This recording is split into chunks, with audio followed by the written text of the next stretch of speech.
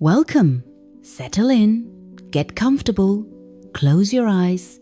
and let me tell you the story of a girl who lost everything and became one of the most powerful beings in the universe. The story of Wanda Maximoff, who became the Scarlet Witch.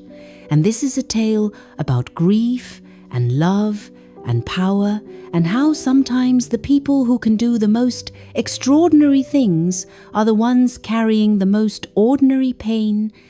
the pain of losing family, of being alone, of wanting so desperately to have what was taken from you that you'll tear apart reality itself to get it back. So let's begin in Sokovia, this small Eastern European country that most people had never heard of,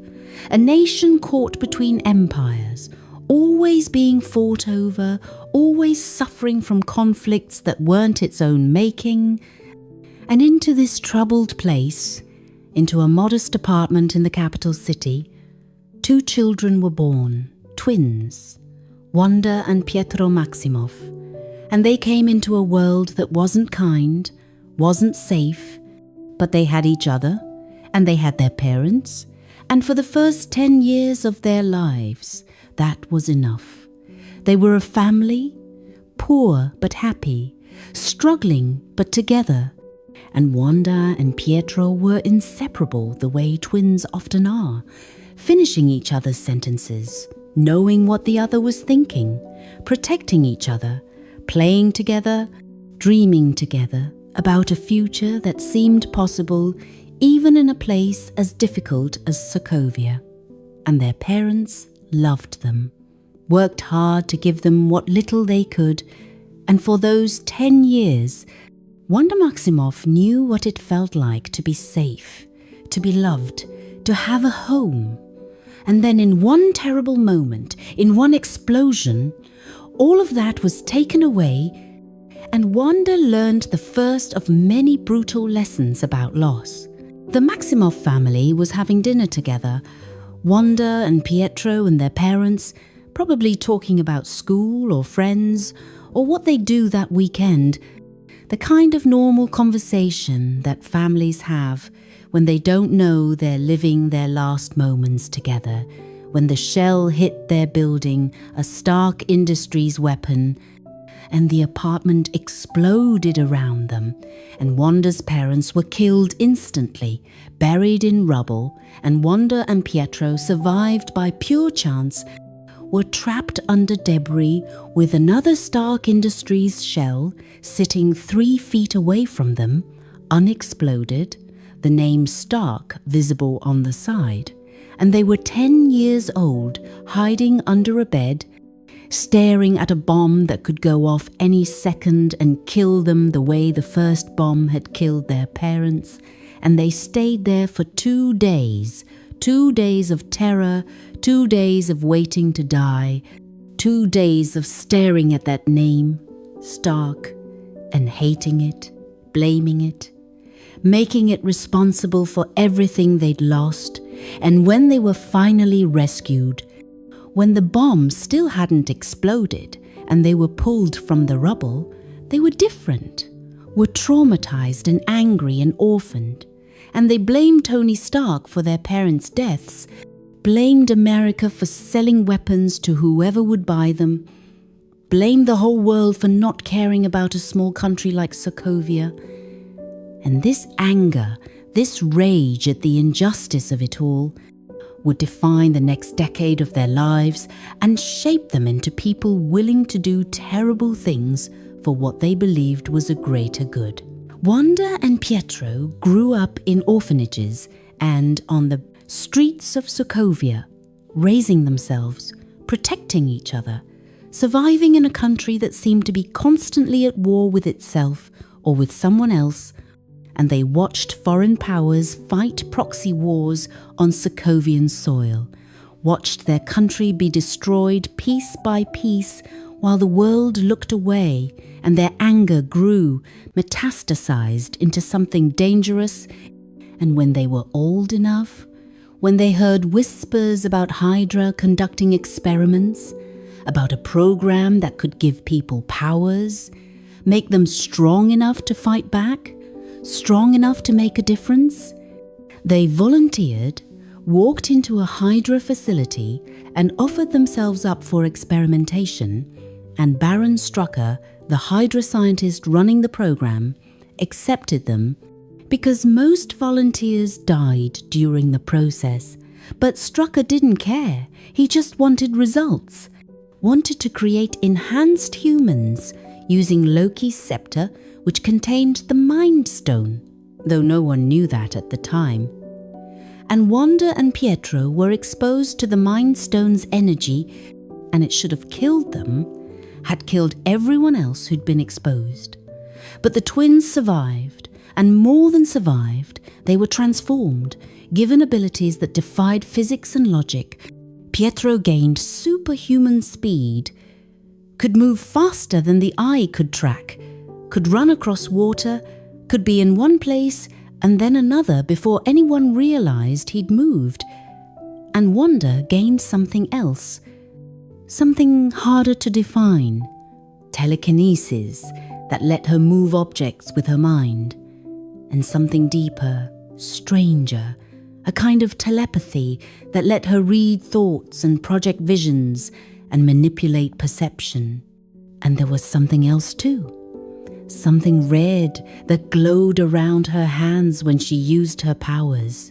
Something that even she didn't fully understand. A chaos magic that was rewriting probability itself,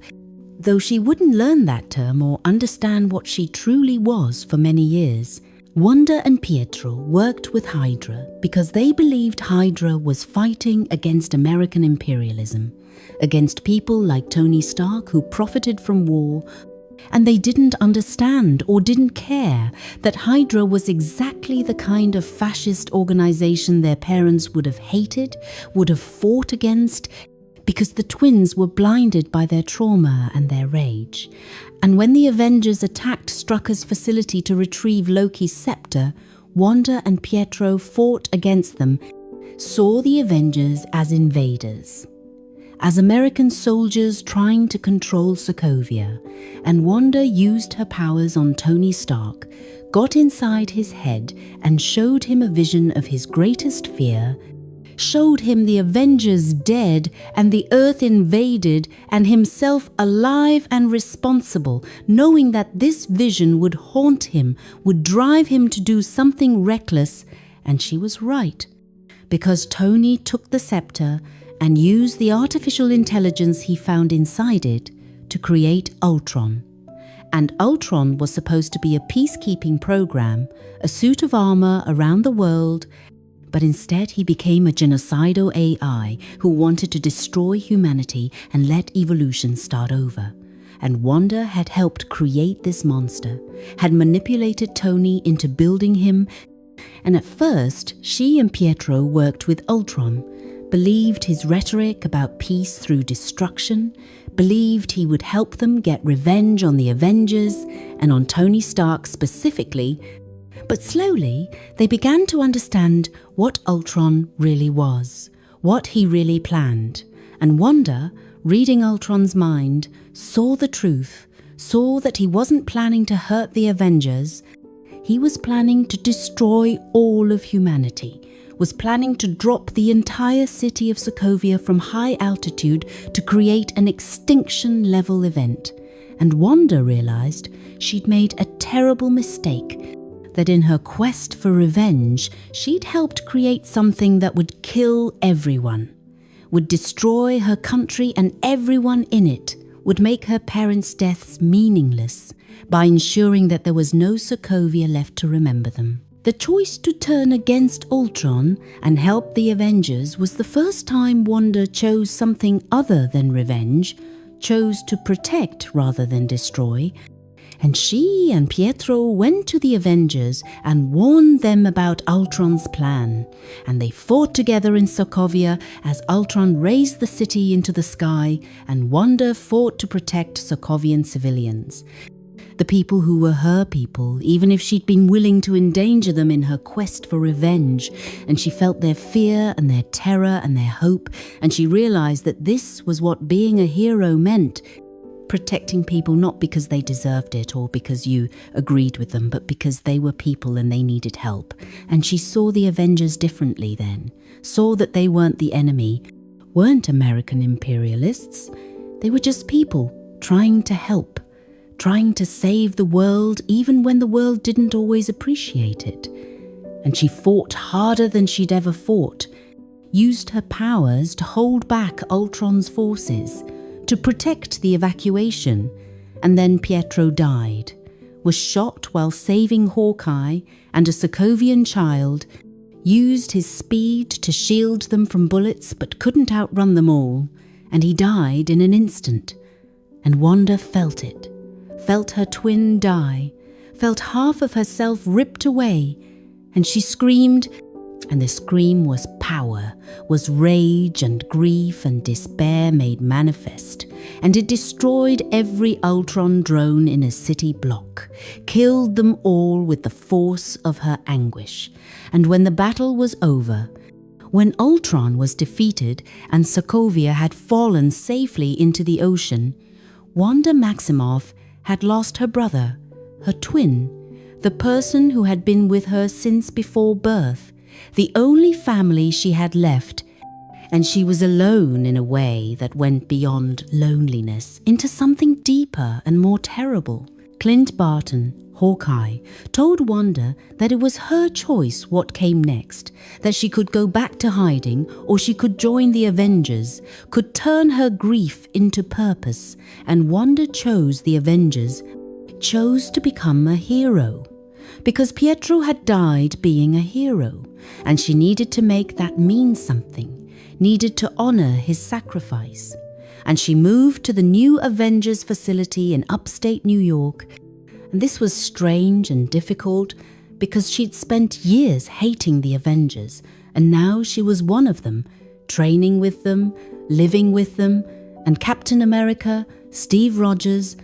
took a personal interest in her training, saw potential in her powers and her commitment, and he worked with her on control, on using her abilities with precision rather than just rage, and Natasha Romanoff helped her too, understood what it was like to have done terrible things and be trying to be better, to carry guilt and grief and still get up every morning and try to be a hero. And Wanda trained with the new Avengers, with Vision and War Machine and Falcon, and she was young, was the youngest Avenger, still in her early 20s, and dealing with trauma that would have broken most people, and she threw herself into the work, into missions and training, because when she was busy, she didn't have to think about Pietro, didn't have to feel the emptiness where her twin should be. Vision was particularly important to Wanda's adjustment to life as an Avenger, because Vision was new to existence, had only been alive for a short time, had been created during the Ultron crisis from Jarvis and the Mind, Stone and Tony's programming and synthetic tissue, and he was learning what it meant to be alive, what it meant to be a person, and Wanda was learning similar things, learning how to be someone other than the angry orphan seeking revenge, learning how to use her powers for protection rather than destruction. And they bonded over being new, being different, being people who didn't quite fit in the world. And Vision could fly and phase through walls and had an infinity stone in his forehead, giving him incredible power. And Wanda could alter reality with her thoughts and feelings, and they were both dangerous and powerful and trying to figure out how to be good, and they spent time together, talked about philosophy and existence and what they wanted from life, and Wanda started to feel something for Vision, started to care about him in a way that went beyond friendship. And Vision felt the same way. And their relationship developed slowly, carefully, two beings learning about emotion and connection and love, and for the first time since Pietro's death, Wanda felt like maybe she could be happy again. Maybe she could have something good in her life. Maybe she deserved more than just grief and guilt. The Lagos incident changed everything because the Avengers were on a mission to stop Brock Rumlow, Crossbones, from stealing a biological weapon, and Wanda was part of the team. And when Crossbones activated a suicide vest trying to kill Captain America, Wanda used her powers to contain the explosion, lifted Crossbones into the air to save Steve, but she couldn't hold it, lost Cont. Roll for just a second. And the explosion hit a building, killed Wakandan humanitarian workers who were in the wrong place at the wrong time, and Wanda was devastated. Had been trying to save people and had gotten them killed instead. And the world's reaction was swift and harsh because this wasn't the first time the Avengers had caused collateral damage. And governments and citizens were afraid of enhanced individuals operating without oversight, and the Sokovia Accords were proposed, requiring the Avengers to work only when authorized by a UN panel, and Wanda was at the center of this debate. Was the example people pointed to of why the Accords were necessary, why enhanced individuals needed to be controlled, and she was placed under house arrest at the Avengers facility, not officially, but Tony Stark asked her to stay there for her own safety, and Vision was assigned to watch her, to keep her there, and Wanda felt like a prisoner, felt like she was being punished for trying to help, and Vision tried to explain that it was for her protection, that people were angry, and she needed to let things calm down, but Wanda saw it as imprisonment, saw it as the Avengers not trusting her, not valuing her, seeing her as a threat rather than a teammate. The conflict over the Sokovia Accords split the Avengers into two factions, with Tony Stark supporting oversight and Steve Rogers opposing it, and Wanda sided with Steve, partly because she felt betrayed by Tony's decision to confine her, partly because she understood Steve's argument that governments couldn't always be trusted, that the Avengers needed to be free to act when action was needed. And when Steve assembled his team to help Bucky Barnes and stop Helmut Zemo, Wanda joined him, even though it meant going against Tony and the Accords supporters, and Hawkeye broke her out of the facility, and Vision tried to stop them, tried to convince Wanda to stay, and they fought, and Wanda overpowered him, used her powers to drive him down through multiple floors of the facility, and she hurt him, hurt someone she cared about, because she believed she was doing the right thing, believed that freedom mattered more than rules, and she joined Steve's team for the battle at the Leipzig airport. This devastating fight where former teammates beat each other bloody over principles and politics, and Wanda fought against the people she'd been training with, fought against Tony and his team, and her powers were formidable. She could manipulate multiple opponents at once, could throw cars and containers, could project energy that shattered armor and shields, and she was holding her own until Vision intervened, until he used the Mind Stone to blast her, and in trying to stop her, he hit Rhodey instead. War Machine fell from the sky and was paralyzed, and the fight ended, and most of Steve's team was captured and imprisoned in the raft, this underwater prison for enhanced individuals. Wanda was locked in the raft, wearing a straitjacket and a shock collar, treated like a dangerous animal rather than a person. And this was a new kind of imprisonment, worse than the facility, dehumanizing and cruel. And Tony came to see the prisoners, came to see what had happened to his former teammates. And Wanda told him that he locked her in her room, and now she was locked in a prison, and there was accusation in her voice. blame for Tony, who had started this cascade, by asking her to stay at the facility, by supporting the Accords, by choosing control over trust, and Tony tried to justify it, tried to explain, but there was no justification that would satisfy Wanda. No explanation that would make imprisonment acceptable, and she sat in that cell hating him, hating the Accords, hating everyone who had put her there, until Steve broke her out, broke the whole team out, and they went into hiding, became fugitives operating in the shadows, and Wanda went with them, chose the life of a criminal over the life of a sanctioned hero. Because, at least as a criminal, she was free. At least she could make her own choices, and she and Steve and Sam Wilson operated as the secret Avengers for 2 years, helping people quietly, stopping threats without official authorization, and Wanda got better at controlling her powers, at using them with precision and restraint, and she stayed hidden, stayed away from the public eye, but she couldn't stay away from Vision. Vision found her in Scotland, where she'd been living under an assumed identity, trying to have something approaching a normal life, going to cafes and walking through the city and pretending she was just a regular person. And Vision came to her, and they talked, and despite everything that had happened, despite fighting on opposite sides and the months apart, they still cared about each other, still felt that connection, and they started a relationship in secret, meeting when they could, stealing moments together. And Wanda was happier than she'd been since Pietro died, had someone who understood her, who accepted her completely, who loved her for who she was, including her powers and her past and her damage. And Vision was learning about humanity through loving Wanda, learning about emotion and desire and the willingness to break rules for someone you cared about,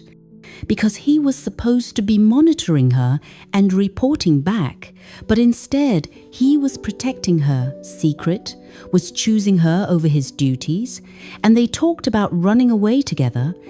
about finding a place where they could just be together without hiding, without the Avengers or the Accords or any of it. And Wanda wanted this desperately, wanted a life that was just hers and Vision's, wanted to be happy without guilt or fear. And they were talking about this future they might have when Thanos' forces arrived. The Black Order came for the Mind Stone in Vision's forehead, came to take it so Thanos could complete his Infinity Gauntlet, and they attacked Vision and Wanda in Scotland, and the fight was brutal. These powerful aliens against Vision, who was injured, and Wanda, who was trying to protect him. And they would have been killed if Steve and Natasha and Sam hadn't arrived to help, hadn't saved them and brought them back to the Avengers facility. And everyone was together again for the first time since the Civil War, former teammates who'd been on opposite sides, and the E was awkwardness and tension, but also relief, because they needed each other, needed to work together to face this threat. And they learned that Thanos was collecting the Infinity Stones to snap away half of all life in the universe. And Vision had one of those stones in his head, and the only way to stop Thanos from getting it was to destroy it, which would kill Vision. And Vision was willing to die, was ready to sacrifice himself to stop Thanos. But Wanda refused to accept this, refused to lose someone else she loved, and they went to Wakanda because Shuri, the brilliant Wakandan scientist, thought she could remove the Mind Stone without killing Vision, thought she could sever the connection safely if she had enough time, and Wanda hoped, let herself hope, that they could save Vision and stop Thanos, and somehow everything would be okay. The Battle of Wakanda was Wanda fighting for Vision's life, fighting to protect him while Shuri worked to remove the stone, and Wanda was powerful, was holding back waves of outriders, these alien creatures that kept coming, and she was buying time, buying minutes and seconds for Shuri to save Vision, and she was incredible, was perhaps the most powerful person on the battlefield aside from Thor. And she could have turned the tide single-handedly if she'd been fighting with the others. But she stayed with Vision, stayed to protect him, because he mattered more to her than the battle, more than the world. And when Thanos arrived, when he came for the Mind Stone, Shuri hadn't finished, hadn't removed it, and Vision told Wanda she had to destroy the stone, had to kill him to stop Thanos. And Wanda refused, said she couldn't, and Vision told her that she could, that she was strong enough, and Wanda held Thanos back with one hand, held back this Titan with 5 Infinity Stones using just her power and her will, and with her other hand she destroyed the Mind Stone, poured energy into it until it shattered, and Vision died. The man she loved died because she killed him, because she made the choice to sacrifice him to save the universe, and it destroyed her, broke something fundamental inside her. And Thanos looked at her and said, "I understand, my child, better than anyone," because he'd sacrificed Gamora for the Soul Stone, and Wanda hated him for understanding, hated him for comparing their pain, and then Thanos used the Time Stone to reverse what she'd done, brought Vision back just so he could rip the Mind Stone from his head and kill him again, made Wanda watch Vision die twice, made her sacrifice meaningless, and Thanos snapped his fingers and won, and half of all life turned to dust. But Wanda didn't. Wanda survived, had to live with the knowledge that she'd killed Vision, and it hadn't mattered, that Thanos had won anyway, and the universe had paid the price, and Vision was dead, and half of everyone was gone, and Wanda had nothing left, no family, no love, no purpose, just grief. For 5 years after the snap, Wanda Maximoff existed in a state of grief so profound that it threatened to consume her entirely, because she'd lost everything, had lost Pietro to Ultron, and Vision to Thanos, and half the universe to T. He snap, and she was alone in a way that felt permanent. Felt like she would carry this emptiness forever, and she tried to help the remaining Avengers, tried to be useful, but her heart wasn't in it. How could it be when the person she loved was dead and staying dead, when there was no hope of bringing him back because he died before the snap? His death wasn't part of Thanos' genocide, but a separate tragedy. A personal loss that wouldn't be fixed even if they somehow reversed what Thanos had done, and Wanda withdrew, spent more time alone, and the other Avengers tried to reach her, tried to help, but what could they say? What comfort could they offer to someone who had killed the person they loved and then watched that person die again? And Wanda pushed them away, didn't want their pity or their understanding, just wanted to be left alone with her grief. And she survived those 5 years, but she didn't live, just went through the motions, helped when asked, trained to keep her skills sharp, but there was no joy in it, no purpose beyond filling the hours until she could sleep. And even sleep was no escape, because she dreamed of Vision, dreamed of the life they might have had,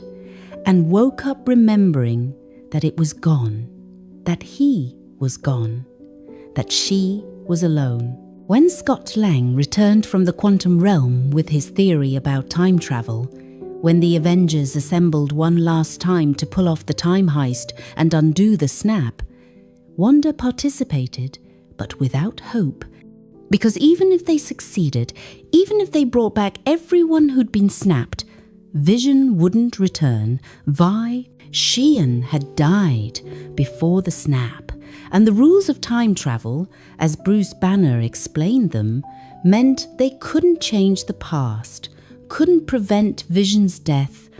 could only bring back the people Thanos had dusted. And Wanda went through the motions, helped where she could, and when Bruce used the Infinity Stones to snap everyone back, when the dusted returned, Wanda felt nothing. No relief, no joy, just the same emptiness she'd been carrying for 5 years. And then Thanos from the past arrived with his army and the final battle began. And Wanda came through a portal with all the other returned heroes, ready to fight, and she saw Thanos across the battlefield, the Titan who had killed Vision, who had taken everything from her, and something ignited in Wanda, rage that had been dormant for 5 years, suddenly blazing into an inferno, and she flew at Thanos with murder in her heart. The confrontation between Wanda and Thanos was brief but devastating, because Wanda attacked him with everything she had, with all her power and all her rage. And she was winning, was tearing his armor apart, was pulling him to pieces. And Thanos, who had defeated the Hulk and Thor and nearly killed Iron Man, was helpless against her, couldn't defend himself against the reality-warping power of her fury. And he called for his ships to rain fire on the battlefield, to kill his own troops along with the Avengers, just to stop her, just to save himself from the Scarlet Witch's vengeance. And Wanda would have killed him if given another minute, would have torn him apart molecule by molecule, but the bombardment forced her to defend herself and others. And Tony Stark used the Infinity Stones to snap Thanos and his army away, and it killed Tony, used up his life force, and Wanda attended Tony's funeral a few days later, stood among the gathered heroes and mourned a man she'd once hated, once blamed for her parents' deaths, but who she'd come to understand was just a person trying to do right, making mistakes like everyone and dying a hero trying to save the world. And she thought about forgiveness and cycles of violence and how holding grudges poisoned everything. And she wished she'd told Tony she was sorry for what she'd done to him in Sokovia, for getting in his head and manipulating him into creating Ultron, for her part in the chain of events that had caused so much pain. After the funeral, Wanda had nothing. No mission, no purpose, no vision, no family. Just an aching emptiness and powers that felt more like a curse than a gift. And the Avengers compound was being rebuilt, but she didn't want to go back there, didn't want to be around people who were moving on and rebuilding their lives while she was stuck in grief. And she was going through Vision's things, the few possessions he'd accumulated in his short life, when she found a property deed for a plot of land in Westview, New Jersey.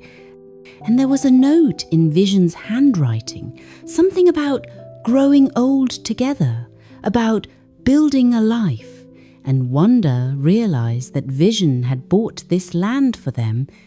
had been planning a future where they could have a home, a place that was theirs. And she decided to visit it,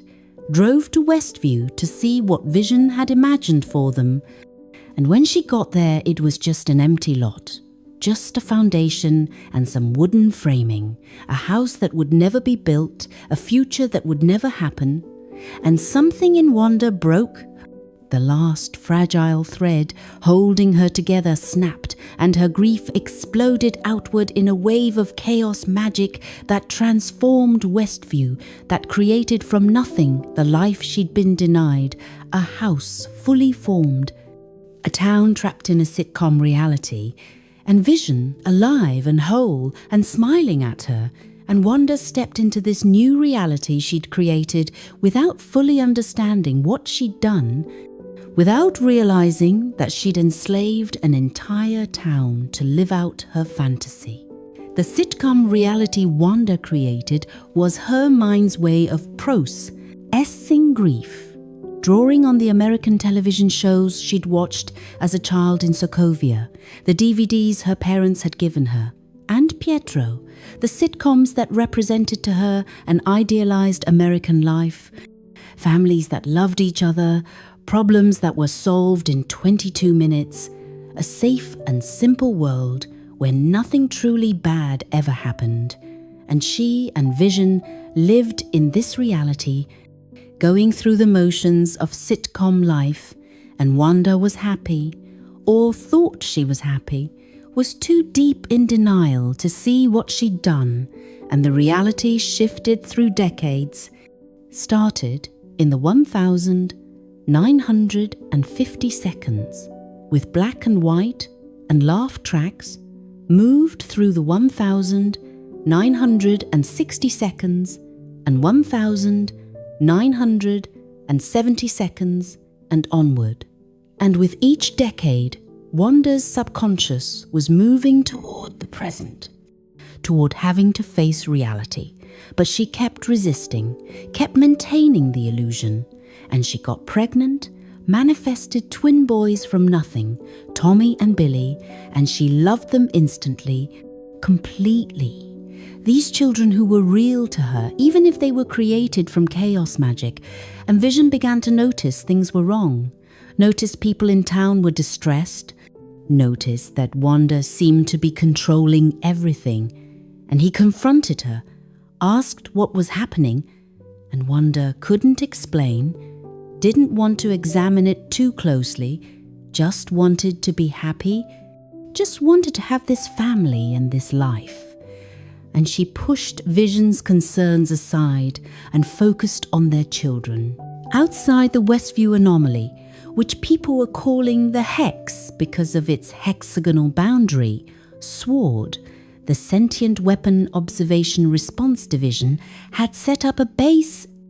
to study what was happening,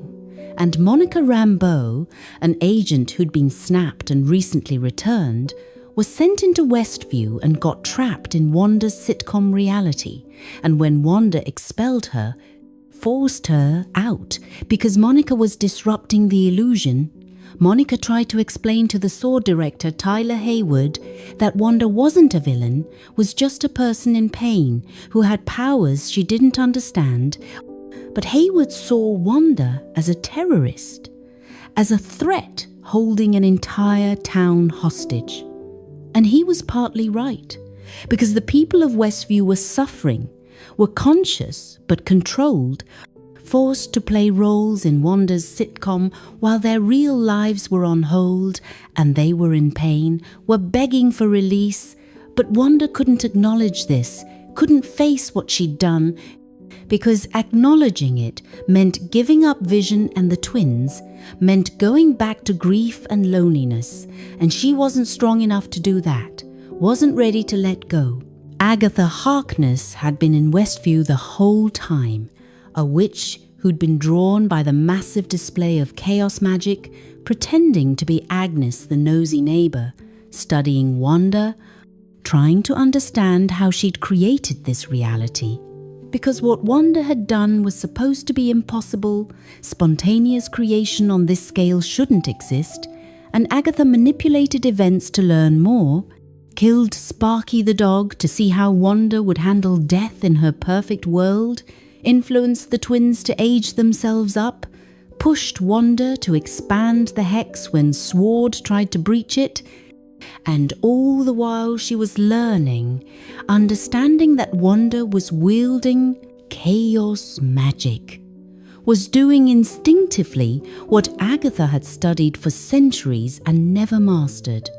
And Agatha revealed herself, trapped Wanda in her basement, and showed her the truth,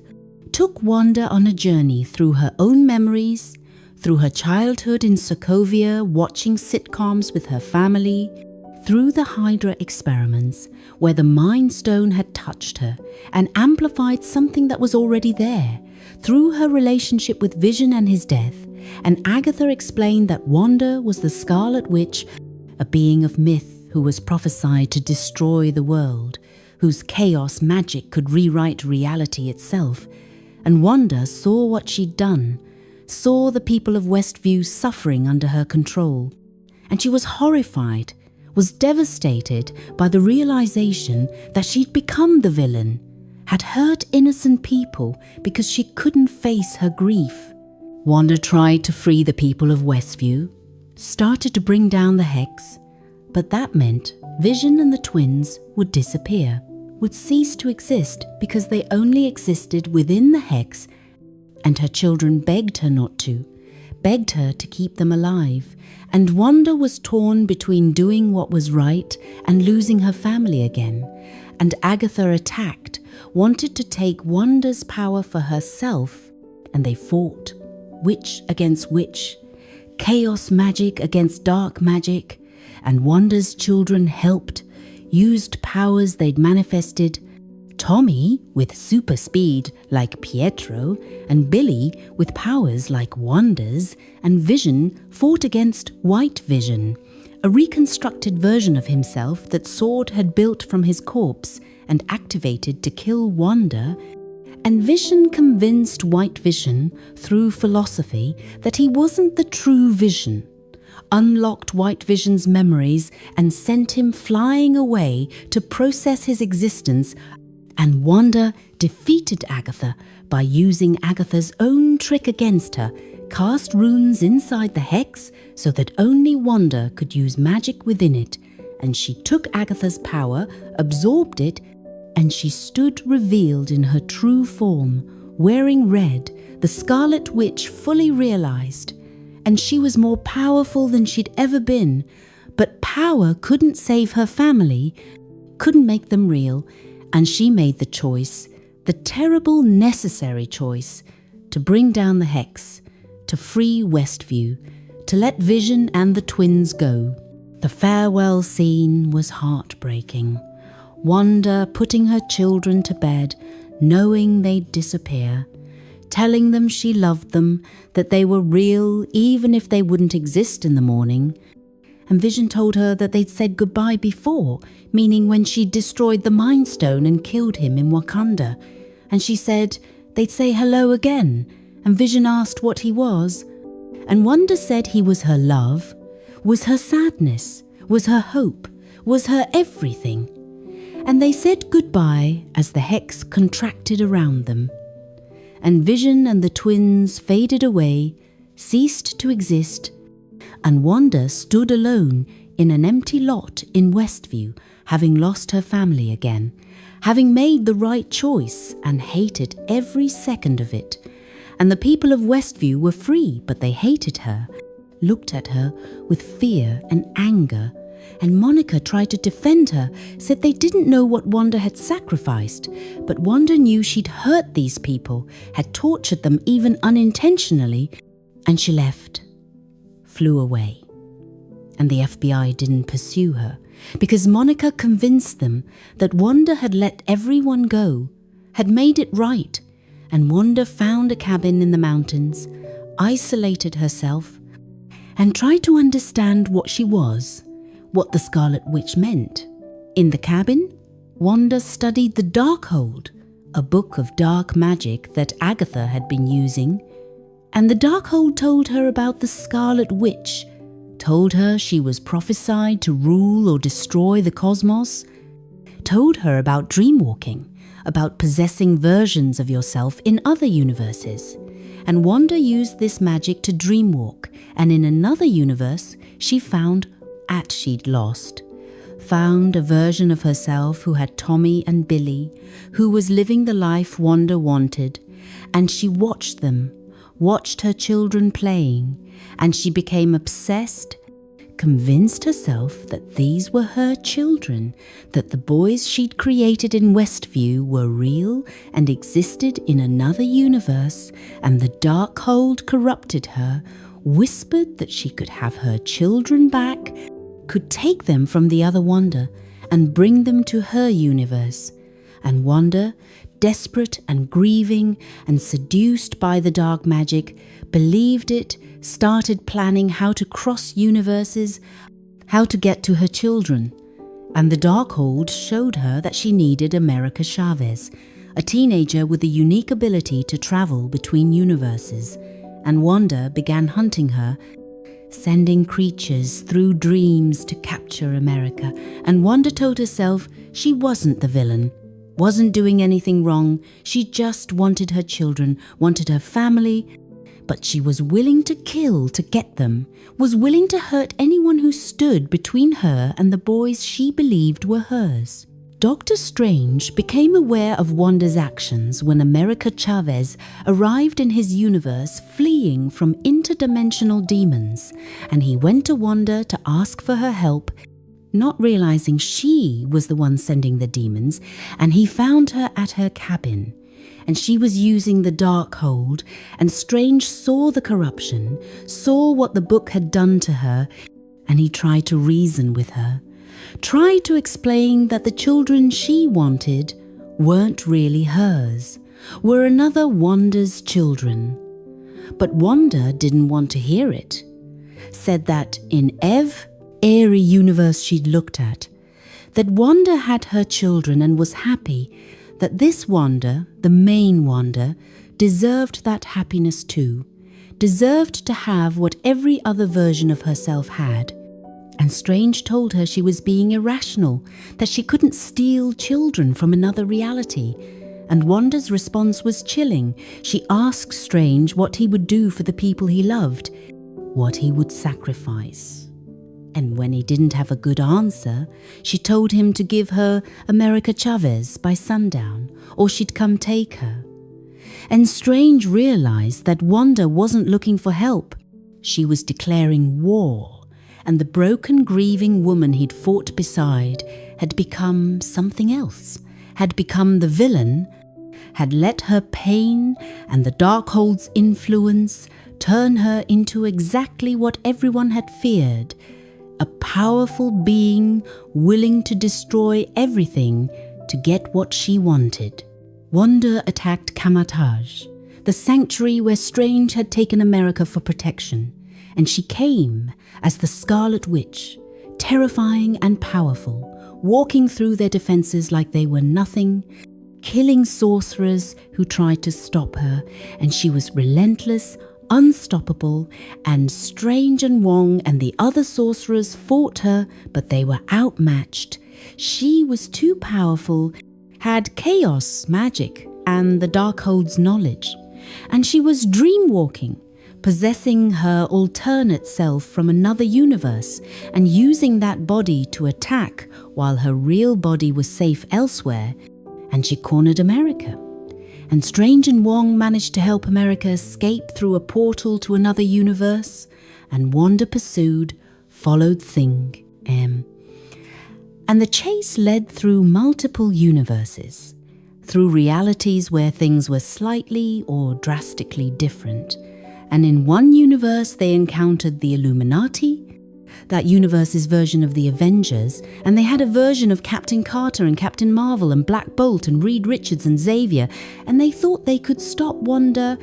thought they could contain the threat, and they tried to reason with her, tried to get her to surrender, and Wanda killed them all, slaughtered Earth's mightiest heroes like they were nothing,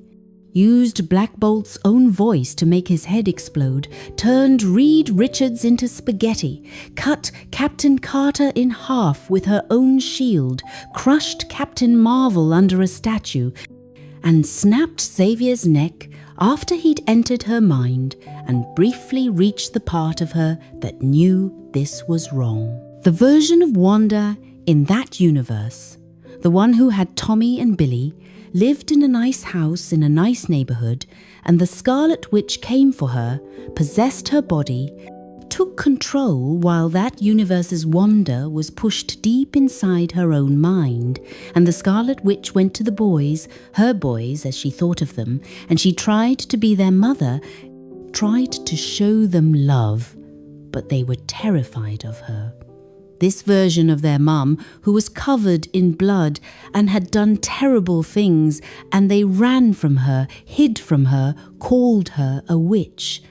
And Wanda was devastated. was confronted with the truth that these children didn't know her, didn't love her, had their own mother, and she wasn't her, and the real Wanda of that universe, the good Wanda who'd been trapped in her own mind, spoke to the Scarlet Witch, showed her what she was becoming, showed her that her children would never accept her if she became a monster, that she was terrifying them, that she was doing exactly what she'd done in Westview, hurting innocent people to fulfill her fantasy, and the Scarlet Witch saw herself through her children's eyes, saw a monster. And something broke through the Darkhold's corruption, some last piece of the real Wanda Maximoff who had been a hero, who had sacrificed Vision to save the universe, who had let her family go to free Westview. Strange had reached Mount Wundagore, the place where the Darkhold was originally inscribed, and Wanda was there in her real body, maintaining the dream-walking spell, and Strange pleaded with her to stop. And Wanda, seeing her children's fear, seeing what she'd become, made a choice, chose to end this, chose to stop being the villain, and she used her power to destroy the temple,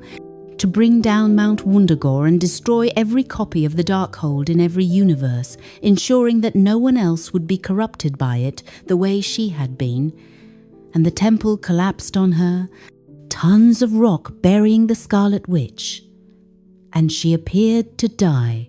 crushed under the rubble, sacrificing herself to destroy the dark magic that had turned her into a monster, and Strange in America escaped,